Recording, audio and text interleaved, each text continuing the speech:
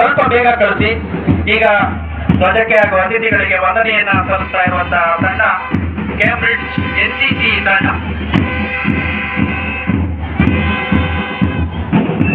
ಈ ತಂಡ ವಂದನೆಯನ್ನ ಸಲ್ಲಿಸಿ ಈಗ ನಿರ್ಗಮಿಸುವುದು ಹಂತಕ್ಕೆ ಬರ್ತಾ ಇದೆ. ಈಗ ಬರ್ತಾ ಇರುವಂತಹ ತಂಡ ಕೇಂಬ್ರಿಡ್ಜ್ ಶಾಲಾ ಸ್ಕೌಟ್ ತಂಡ.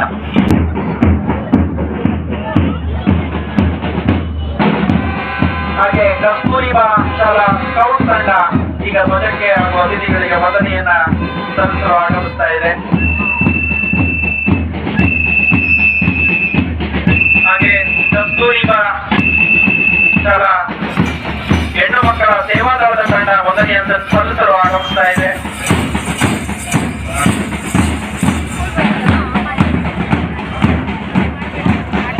ಈ ತಂಡ ವಂದನೆಯನ್ನ ಸಲ್ಲಿಸಿ ಈಗ ನಿರ್ಗಮಿಸುವ ಒಂದು ಹಂತಕ್ಕೆ ಬರ್ತಾ ಇದೆ. ಹಾಗೆ ಹೆಣ್ಣು ಮಕ್ಕಳ ತಂಡ ವಂದನೆಯನ್ನ ಸಲ್ಲಿಸ್ತಾ ಇದೆ.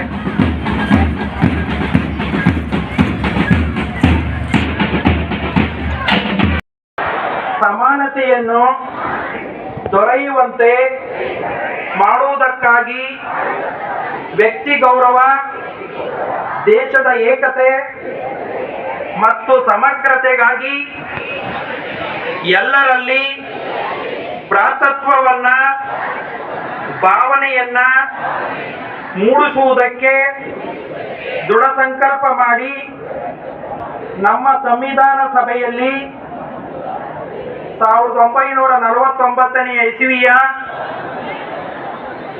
ನವೆಂಬರ್ ತಿಂಗಳ 26ನೇ ದಿನದಂದು ಈ ಸಂವಿಧಾನವನ್ನು ನಮಗೆ ನಾವೇ ಅರ್ಪಿಸಿಕೊಂಡು ಅಂಗೀಕರಿಸಿ ಶಾಸನವಾಗಿ ಭಾರತವನ್ನು ಸಾರ್ವಭೌಮ, ಸಮಾಜವಾದಿ, ಧರ್ಮ ನಿರಪೇಕ್ಷ, ಪ್ರಜಾಸತ್ತಾತ್ಮಕ ಗಣರಾಜ್ಯವನ್ನಾಗಿ ರೂಪಿಸುವುದಕ್ಕಾಗಿ ಭಾರತದ ಎಲ್ಲ ಪ್ರಜೆಗಳಿಗೆ ಸಾಮಾಜಿಕ, ಆರ್ಥಿಕ ಮತ್ತು ರಾಜಕೀಯ ನ್ಯಾಯವನ್ನ ವಿಚಾರ, ಅಭಿವ್ಯಕ್ತಿ, ನಂಬಿಕೆ, ಧರ್ಮ ಮತ್ತು ಉಪಾಸನೆಯ ಸ್ವಾತಂತ್ರ್ಯವನ್ನು ಸ್ಥಾನಮಾನ ಆಗ್ತಾ ಇದೆ.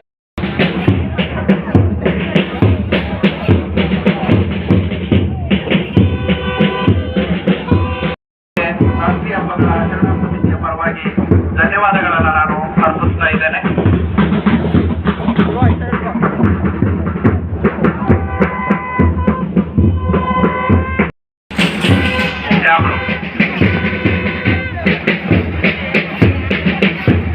ನಮ್ಮ ದೇಶಕ್ಕಾಗಿ ಹೋರಾಟವನ್ನು ಮಾಡಿರ್ತಕ್ಕಂಥ ಗಣ್ಯರ ಒಂದು ಭಾವಚಿತ್ರವನ್ನು ಓಡುವಂತ ಒಂದು ಟ್ಯಾಬ್ಲೋವನ್ನು ಮಾಡಿದ್ದಾರೆ. ಜೊತೆಗೆ ಕೇಂಬ್ರಿಡ್ಜ್ ಶಾಲಾ ಮತ್ತು CJC ತಂಡಗಳು. ಹಾಗೆ ಮೊದಲನೆಯದಾಗಿ ಕೇಂಬ್ರಿಡ್ಜ್ ಶಾಲಾ ತಂಡ ತಮ್ಮ ಪರಿಚಯವನ್ನ ಈಗ ಮಾಡಿಕೊಳ್ತಾ ಇದೆ. ಹಾಗೆ ಅದೇ ಶಾಲೆಯ ಗಂಡು ಮಕ್ಕಳು ತಂಡ ಈಗ ಪೂರ್ಣಪ್ರಜ್ಞಾ ಶಾಲಾ ಗಂಡು ಮಕ್ಕಳ ತಂಡ ತಮ್ಮ ಪರಿಚಯವನ್ನ ಈಗ ತನ್ನ ಪರಿಚಯವನ್ನ ಮಾಡಿಕೊಳ್ತಾ ಇದೆ. ಹಾಗೆ ಶಾಲಾ ಸ್ಕೌಟ್ ತಂಡ ತಮ್ಮ ಪರಿಚಯವನ್ನ ಈಗ ಮಾಡಿಕೊಳ್ತಾ ಇದೆ. ಹಾಗೆ ಸೇವಾದಳ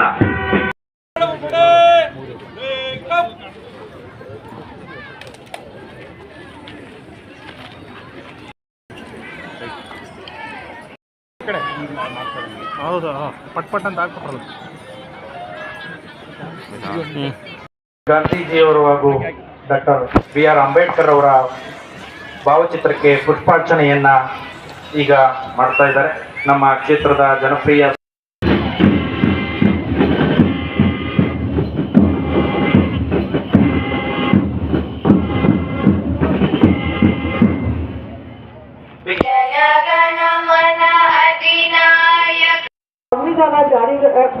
ದಿನವಾಗಿರ್ತದೆ. 1950 ಜನವರಿ 26ರಂದು ನಮ್ಮ ಸಂವಿಧಾನದ ಏನು ಮಹತ್ವಗಳಿದಾವೆ ಅದನ್ನೆಲ್ಲ ಜಾರಿ ಮಾಡಿದಂಥ ದಿನವನ್ನ ನಾವು ಗಣರಾಜ್ಯೋತ್ಸವ ದಿನವಾಗಿ ಇಡೀ ಭಾರತದಾದ್ಯಂತ ಆಚರಿಸ್ತಾ ಇದ್ದೀವಿ. ನಮಗೆಲ್ಲ ಗೊತ್ತಿರೋ ಹಾಗೆ 1949 ನವೆಂಬರ್ 26ರಂದು ನಮ್ಮ ಸಂವಿಧಾನ ಅಂಗೀಕಾರ ಆಗುತ್ತೆ. ಅಂಗೀಕಾರ ಆದ ದಿನವನ್ನು ಕೂಡ ನಾವು ಸಂವಿಧಾನ ದಿನವನ್ನಾಗಿ ನಾವು ಆಚರಿಸ್ತಾ ಬಂದಿದ್ದೇವೆ. ಯಾವುದು ಪೂರ್ಣ ಪ್ರಮಾಣದಲ್ಲಿ ನಾವು ತಗೊಳ್ತೀವಿ ಆ ದಿನವನ್ನ ನಾವು ಗಣರಾಜ್ಯವನ್ನಾಗಿ ನಾವು ಮಾಡ್ತಾ ಬರ್ಬೇಕಾಗುತ್ತೆ. ಪೂರ್ವ ಹಿನ್ನೆಲೆಗಳನ್ನ ನೋಡೋದಾದ್ರೆ, ನಾವು ಇತಿಹಾಸನೇ ನೋಡೋದಾದ್ರೆ ಸಾಕಷ್ಟು ನಾವು ತ್ಯಾಗ ಬಲಿದಾನಗಳನ್ನ ಪಡ್ಕೊಂಡು ನಾವು ಸ್ವಾತಂತ್ರ್ಯವನ್ನ 1947ರಲ್ಲಿ ಪಡಿತೇವೆ. ಆ ನಿಟ್ಟಿನಲ್ಲಿ ನೋಡೋದಾದ್ರೆ ಆ ಟೈಮಲ್ಲಿ ಕಾನ್ಸ್ಟಿಟ್ಯೂಷನ್ ಅಸೆಂಬ್ಲಿ ಏನು ಸಂವಿಧಾನ ರಚನಾ ಕೋಶ ಇದೆ ಆ ಟೈಮಲ್ಲೇ ಅದು ಇದಾಗಿರುತ್ತೆ, ರಚನೆ ಆಗಿರ್ತದೆ. ನಮ್ಮ ಸಂವಿಧಾನ ಶಿಲ್ಪಿ ಡಾಕ್ಟರ್ BR ಅಂಬೇಡ್ಕರ್ ಅವರು ನಾವು ಈ ದಿನ ನಿಜವಾಗ್ಲೂ ನೆನೆಸ್ಕೋಬೇಕಾದಂಥ ಒಂದು ದಿನವಾಗಿರ್ತದೆ. ನಮ್ಮ ಸಂವಿಧಾನ ಪಿತಾಮಹ ಅಂತಲೇ ನಾವು ಹೇಳ್ತಾ ಬರ್ತೀವಿ. ಯಾಕೆ ಅಂದರೆ ನಮ್ಮ ಸಂವಿಧಾನ ರಚಿಸಬೇಕಾದ್ರೆ ಅಷ್ಟು ಈಸಿ ಆಗಿರಲಿಲ್ಲ. ನಮ್ಮ ಭಾರತ ದೇಶದ ನಾವು ಭೌಗೋಳಿಕತೆಯನ್ನು ನಾವು ತಗೊಳ್ಳೋದೇ ಆದರೆ ಹಿಮಾಲಯದಿಂದ ಹಿಡಿದು ಈ ನಮ್ಮ ಕನ್ಯಾಕುಮಾರಿವರೆಗೂ ಎಲ್ಲರೂ ಒಂದೇ ರೀತಿ ಇಲ್ಲ, ಬಹುಭಾಷೆಯಲ್ಲಿ ನಾವು ಬದುಕ್ತಾ ಇದ್ದೇವೆ. ಇವನ್ ನಾವು ಏನು ವಿವಿಧತೆಯಲ್ಲಿ ಏಕತೆ ಅಂತ ಏನ ಕೇಳ್ತೀವಿ ಅದು ನಮ್ಮ ಭಾರತದಲ್ಲಿ ಮಾತ್ರ ಕಾಣಕ್ಕೆ ಸಾಧ್ಯ.